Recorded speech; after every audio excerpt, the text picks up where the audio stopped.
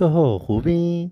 من امروز تو جلسه دوم مساحت ها میخوام براتون مساحت مثلث قائم‌الزاویه رو براتون به دست بیارم با همون روش قبلی، با تبدیل اشکال. ما در این روش چیکار میکردیم؟ همین اشکال برای به دست آوردن مساحتشون اونو تبدیل به مستطیل میکردیم و اونو به راحتی به دست میگیریم، نیاز به حفظ فرمول نباشه.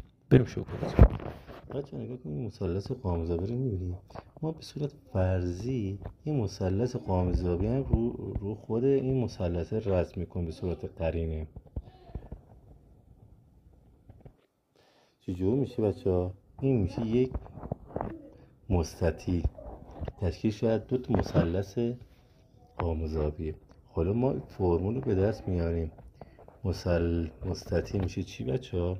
تو ضرب در ارتفاع، تو ضرب در عرض ببخشید بچه‌ها، که میشه آ ضرب در اچ.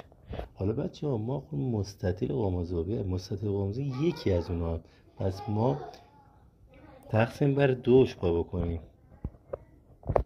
میشه، پس مثلث قائم‌الزاویه میشه چی بچه‌ها؟ میشه مساحت مستطیل تقسیم بر دو، یعنی آ ضرب در طول ضرب در عرض تقسیم بر دو. بچه‌ها به راحتی مستطیل به دست اومد، مثلث به دست اومد. این شو بچه.